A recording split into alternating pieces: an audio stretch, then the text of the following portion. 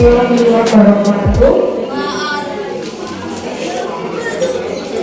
Selamat pagi Bapak Ibu semuanya, pengunjung atau peserta baru dan Bu Adrian dari Klaster atau dari ruang pelayanan. Nah, di sini kami dari koordinator pelayanan kesehatan ada kegiatan yang namanya pos ayu atau kesehatan puskesmas baru yang merupakan kegiatan pengurus dalam gedung antara Bapak Ibu yang ada di ruang tunggu pelayanan.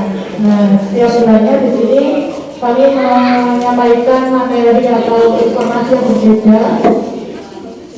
Rini Dwi Jayanti. Untuk hari ini, bulan ini temanya adalah kegiatan dengan PSN atau pemberantasan sarang nyamuk. Nah, kita tahu bahwa sekarang sudah masuk musim penghujan, mulai banyak nyamuk di dalam rumah. Jadi bagaimana caranya kita agar bisa terhindar dari penyakit-penyakit yang disebabkan oleh nyamuk. Nah, di sini saya Ida selaku koordinator promosi kesehatan dan nanti materi yang disampaikan oleh Dr. Lisa selaku rekan-rekan yang sedang bertugas di Puskesmas Baru. Baik, selamat pagi semuanya. Nah, saya Dr. Lisa sama Mbak Ica. Kita ngobrol-ngobrol santai aja ya tentang BBD atau demam berdarah denggi. Nah, Mbak Ica tahu nggak sih belakangan ini di rumah sakit dan di fasilitas kesehatan banyak sekali saudara-saudara kita yang lagi dirawat karena DBD. Nah, menurut P2PM Kemenkes tahun lalu terdapat 42.690 orang yang menderita DBD dan tahun lalu terdapat 317 orang yang meninggal akibat DBD. Jadi kita tetap perlu waspada terhadap DBD karena bisa dapat menyebabkan komplikasi dan bahkan kematian. Nah, Puskesmas Bayu ini mengangkat tema ini agar kita bisa waspada dan mengenali segala terjadinya DBD sebelum keluar. Ibu Nusa Lama, masuk-masuk ke ruangan siap. Nanti kalau ibu-ibu atau bapak-bapak ada pertanyaan, bisa ditanyakan pada sesi tanya jawab ya. Oke, Mbak Ica. Ya, terima kasih atas pembukaannya, Dokter. Nah, di sini sebelum kita membahas lebih jauh, mungkin kita bahas dulu sebenarnya demam berdarah itu penyakitnya seperti apa, Dokter? Ya, demam berdarah atau DBD adalah penyakit yang disebabkan oleh virus dengue yang ditularkan oleh gigitan nyamuk baca. Nah, jadi nyamuk awalnya itu menggigit kita yang menggigit orang-orang yang terkena DBD. Nah, nyamuk yang menggigit darah orang yang mengandung DBD, jadinya nyamuk tersebut memiliki virus di dalam tubuh nyamuknya. Nah, virus tersebut nanti akan bereplikasi di dalam perut nyamuknya dan nyamuk akan bertelur di genangan-genangan air. Nah, telur-telur nyamuk nanti akan menetas menjadi jentik-jentik dan jentik-jentik tersebut akan berkembang menjadi nyamuk dewasa yang memiliki virus-virus di dalam nyamuk-nyamuk tersebut. Nah, kemudian nyamuk-nyamuk tersebut itu juga menggigit kita nih, orang yang sehat, dan saat dia mengambil darah kita, dia juga mentransfer virus pada tubuh kita. Nah, virus ini nanti akan masuk ke dalam tubuh kita dan lama-kelamaan dia akan memperbanyak diri. Jadi virusnya di dalam tubuh kita Muhammad Irwan Basit, masuk ke ruangan siap. Nah, virus yang masuk di tubuh kita menjadi banyak ini, dia akan menyerang tubuh kita. Dia menyerang pertama pembuluh darah kita.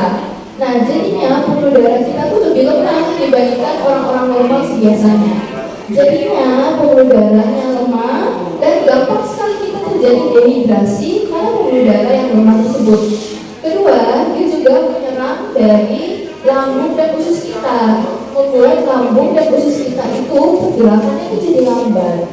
Karena pergerakan dari lambung dan usus yang lambat tersebut akan menyebabkan kita itu malas makan, nafsu makan menurun, bahkan bisa menyebabkan mual muntah.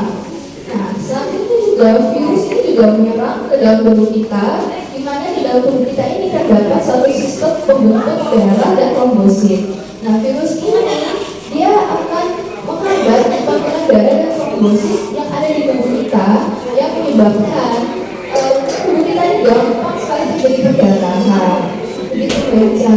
Ya, jadi memang DBD sangat perlu diwaspadai. Nah, karena DBD di atas nama darah tadi itu disebabkan oleh nyamuk, nah barangkali kita juga perlu tahu tidak bagaimana siklus dari Siratul sendiri dan perjalanan medis dari demam berdarah ini. Nah, dari siklus nyamuknya sendiri itu, seperti yang dijelaskan tadi, nah nyamuk ini suka sekali bertelur di genangan-genangan air, teman-teman. Nah, jadi saat nyamuk bertelur, telurnya semua akan menetas membentuk jentik-jentik. Wahyu, Nah, jentik-jentik itu masuk akan berkembang fase 3. menjadi 3 fase, dan setelah perkembangan 3 fase itu, jentik akan berkembang menjadi nyamuk dewasa. Dan nyamuk dewasa itu akan menyerang kita kembali dan menggigit kita kembali dan menyebabkan virusnya kembali. Begitu terus. Nyamuk ini punya keunikan sendiri, nyamuk penyebab DBD. Nah, nyamuk ini suka sekali di dataran rendah dan di tempat yang hangat seperti dekat pantai. Kedua, nyamuk ini suka beraktivitas pada siang sampai sore hari. Oleh karena itu, kita juga perlu waspada pada siang sore hari untuk terjadinya gigitan nyamuk. Karena seperti dijelaskan tadi, nyamuk ini juga aktif loh pada siang dan sore hari. Nah, tapi tidak dimungkinkan juga nyamuk bisa menggigit kita pada malam hari. Itu baca. Nah, setelah tahu itu, apakah gejala atau tanda dari seseorang terkena penyakit demam berdarah itu? Oke, pertama yang perlu kita waspadai adalah demam. Tapi kok apa sih bedanya demam pada DBD sama demam yang lain? Nah, demam pada DBD ini dia cenderung memiliki pola yang unik atau kita sering sebut demamnya polanya kelana kuda. Nah, jadi demam yang terjadi pada DBD itu mendadak loh. Misalnya siang tadi sehat-sehat aja, anak-anak masih bermain sama teman-temannya, tidak ada, masih aktif. Nah, tapi kok malamnya tuh tiba-tiba anaknya demam. Nah, pas saat diukur, tiba-tiba jatuh, tiba-tiba demam tinggi ya. Nah, pada penyakit lain yang menyebabkan demam, biasanya polanya berbeda nih dengan DBD. Bisa aja, misalnya hari ini 37 derajat, besok naik ke 37,5, besok naik ke 38. Dan juga mungkin sebelum terjadinya demam, kita sudah merasakan kayak badan gak enak, beler-beler. Nah, itu pada tipe demam yang bukan disebabkan oleh DBD. Tapi kalau disebabkan oleh DBD, demamnya itu langsung tinggi, 38 derajat ke atas pada hari pertama. Terus hari kedua mulai agak turun, hari ketiga turun 37 derajat. Nah, hari keempat juga turun lagi, hari kelima turun. Kalau turun demamnya itu tandanya sudah membaik atau belumnya baik saja. Nah, itu yang ditakutkan ya dok. Kebanyakan orang menganggap demam yang harus tinggi dan tiba-tiba turun itu sudah sembuh. Padahal, Nah, pada hari ketiga atau empat kelima di mana kita demam yang mengalami turunan, ini adalah fase yang kritis dan harus diwaspadai. Nah, jadi kita pada hari ketiga dan keempat kelima kita perlu cek. Yang ini anak saya demam. Reni Wijayanti. Kok badannya lemas? Kok nggak rewel? Ngantuk kan? Terus anaknya ini dibangunin sebentar tidur lagi. Ahmad Fauzi. Kasih makan nggak mau makan, dikasih minum juga males minum. Aldi. Anaknya rewel, anaknya gelisah, ya gelisah. Nah, ini perlu diwaspadai. Apabila sudah mulai tanda-tanda gejala seperti tadi, harus sekali Reni Wijayanti. dokter atau ke pelayanan kesehatan untuk melakukan pengecekan ya. Nah, selain itu, nanti hari ketiga, keempat, kelima, kita hari ke-6, ke-7, demamnya mulai naik. Nah, ibu-ibu bapak, demam naik ini kita cek trombositnya. Nah, apabila saat hari ke-6 dan ke-7 trombositnya naik atau meningkat, diikuti dengan demam juga sedikit meningkat. Nah, ini dinamakan fase penyembuhan, di mana diri kita sudah mulai melawan virus di fase penyembuhan. Itu baca. Ya, memang sebenarnya penyakit DBD ini unik dan harus selalu diwaspadai. Nah, kemudian adakah warning sign atau tanda bahaya dari penyakit DBD ini? Ya, warning sign atau tanda bahaya yang ditulis oleh WHO terdapat beberapa gejala. Yang pertama adalah demam turun, tapi kok anaknya lemas seperti diceritain tadi. Itu merupakan salah satu tanda bahaya dan perlu harus segera diobati. Kedua, anaknya mulai sakit perut atau orang dewasa juga sakit perut ya, demamnya turun, tapi kok perut sakit. Nah, itu merupakan tanda-tanda bahwa terjadinya dehidrasi pada tubuh kita dan juga terjadinya perdarahan dalam tubuh kita. Nah, kedua, terjadi tanda-tanda perdarahan seperti gusi berdarah, irisan, bahkan yang parah itu bisa BAB darah atau muntah darah. Nah, itu perlu segera ke rumah sakit atau fasilitas kesehatan terdekat. Selanjutnya adalah gelisah, anaknya lemas banget, tidak mau makan, tidak mau minum. Nah, kita perlu dong kesehatan untuk melakukan pemberian khusus karena anaknya dehidrasi dan tidak ada intake atau makanan atau nutrisi yang masuk dalam tubuhnya untuk membantu melawan virus DBD tersebut. Selanjutnya juga tidak pipis lebih dari 24 jam. Terus anak matanya bengkak dan juga tangan kakinya bengkak dan juga perutnya tumbuh. Nah, perlu sekali dibawa ke fasilitas kesehatan.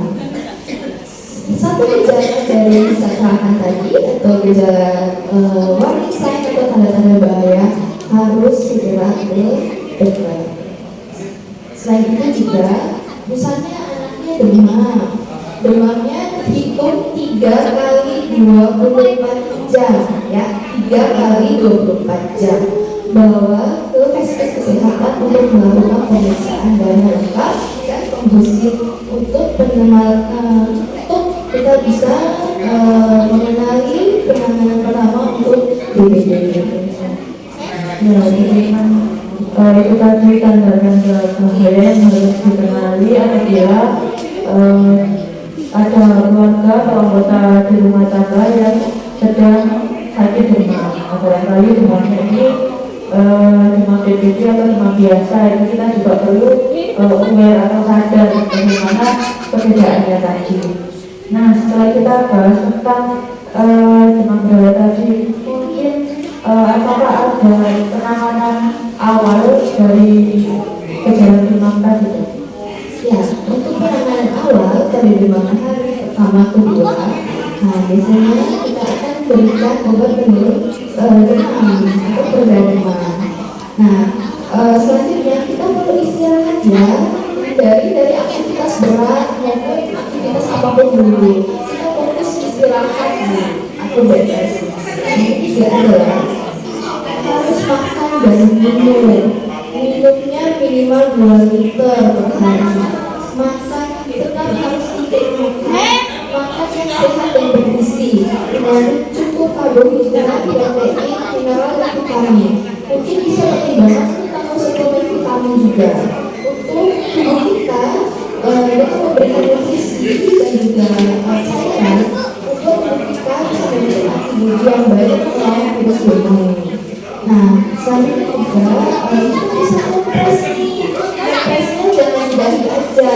Kompresnya juga pada di sela-sela tubuh seperti dahi, leher, di ketiak, di sela-sela kaki. Kompres di sela-sela tubuh membantu penurunan demam lebih baik. Nah, selanjutnya kita juga bisa pertimbangkan untuk konsumsi cairan elektrolit atau air kelapa. Nah, air kelapa itu mengandung banyak sekali cairan tubuh dan elektrolit untuk mencegah terjadinya DBD lebih parah. Selain itu kita juga bisa mengonsumsi jus buah-buahan. Nah, jus buah-buahan mengandung banyak sekali mineral dan vitamin ini yang bantu untuk membooster tubuh kita membentuk imun yang lebih kuat selama BPD. Nah, selain itu juga makan tetap harus makan dan minum. Nah, itu nggak bisa ya jadi Ahmad Arifin, Sidoarjo Purwakarta. bisa menjadi kelemahan dari tidak mau dan harus makan dan minum yang cukup dan juga pastinya istirahat. Jadi biar tubuh pun bisa beristirahat dari aktivitas dan juga bisa membantu proses penyembuhan. ya benar ya. Ya, kemudian yang terakhir itu bagaimana cara kita atau bagaimana cara mencegah agar kita tidak sampai terkena penyakit demam berdarah maupun mengurangi tempat-tempat pembiaran yang ada di sekitar kita. Jadi seperti dijelaskan ya ibu bapak, demam berdarah dikeluarkan oleh nyamuk. Jadi kita untuk mencegah terjadi penyakit DBD adalah menghindari nyamuk. Gimana sih cara kita hindari nyamuk tersebut? Oke, pertama, nyamuk suka bertelur di genangan-genangan air. Jadi kita harus menguras bak kita satu minggu satu kali minimal ya. Karena nyamuk suka bertelur loh di air-air yang bersih juga. Nah, setelah menguras minimal Pak Zainul Arifin Purwakarta Purwakarta. Oke, setelah menguras bak mandi satu minggu sekali, jangan lupa Pak Zainul Arifin Purwakarta Purwakarta. jangan lupa bak mandinya ditutup agar nyamuk kita nggak kasih kesempatan nyamuk untuk bertelur di bak mandi kita. Nah, selain bak mandinya juga ditutup, selain dibersihkan, perhatikan apakah ada genangan-genangan air di sekitar rumah. Misalnya kayak mungkin di sekitar pot bunga atau di taman-taman bunga. Nah, mungkin bisa bantu dikuras genangan airnya untuk mencegah terjadi menjadi telur, mencegah terjadi nyamuk bertelur di genangan-genangan tersebut. Selanjutnya kita bisa menyemprotkan obat nyamuk Bu Sri Atani Woloan Purwakarta. untuk membunuh nyamuk-nyamuk yang ada di sekitar rumah kita. Nyamuk ini suka sekali, dia bersembunyi di sela-sela rumah kita. Dia bisa sembunyi di belakang gantungan baju, sembunyi di belakang gorden, sembunyi di sudut-sudut rumah, sembunyi di sudut-sudut lemari, di celah-celah kecil-kecil. Jadi kalau semprot obat nyamuk, jangan lupa di daerah-daerah situ. Jangan menggantung baju terlalu lama dan jangan baju terlalu lama. Selanjutnya perlu juga kita ada strategi untuk membunuh nyamuk dewasa. Nah, perlu diperhatikan rumah yang di dalam rumahnya banyak tanaman. Nah, perlu diperhatikan daerah situ karena nyamuk suka sembunyi di balik taman-taman yang ada di rumah. Nah, karena tadi nyamuk juga aktif pada siang sampai sore hari, sebelum melakukan aktivitas di luar, sebenarnya kita bisa pakai lotion anti nyamuk biar Ahmad Zulham Effendi Wakil pada siang Purwakarta. sampai sore hari. Selain itu juga kita bisa pakai baju yang tertutup saat beraktivitas. Selain itu kita juga perlu untuk memakai lampu mencegah terjadinya gigitan nyamuk pada malam hari. Dulu Ya,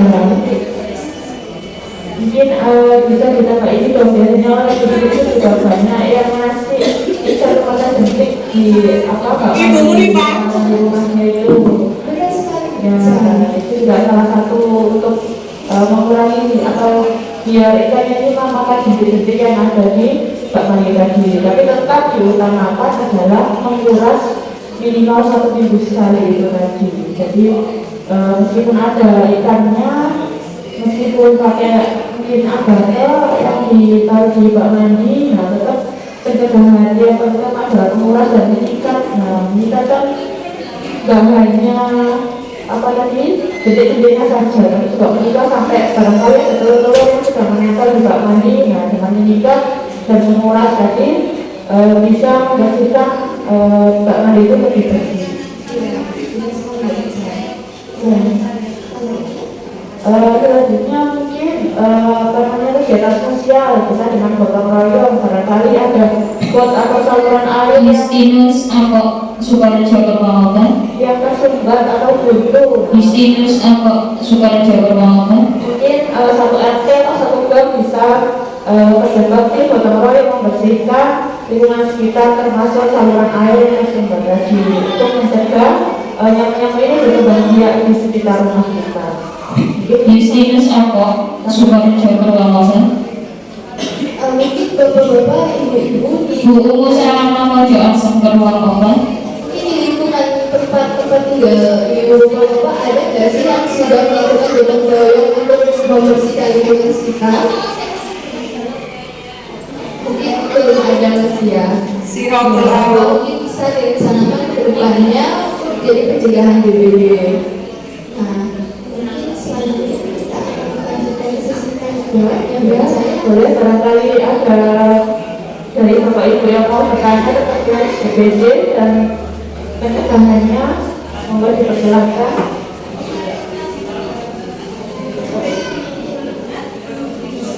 ada yang ingin bertanya. Bila tidak ada pertanyaan, saya Lisa bersama Mbak Ica mohon pamit undur diri. Mohon maaf bila ada salah kata dan perbuatan. Ya, barangkali semoga apa yang kami sampaikan juga bermanfaat menambah ilmu dan wawasan kita bersama tentang penyakit demam berdarah dan juga kegiatan nyamuk apalagi di musim penghujan saat ini. Semoga apa yang kami sampaikan bermanfaat. Kami akhiri. Wassalamualaikum warahmatullahi wabarakatuh.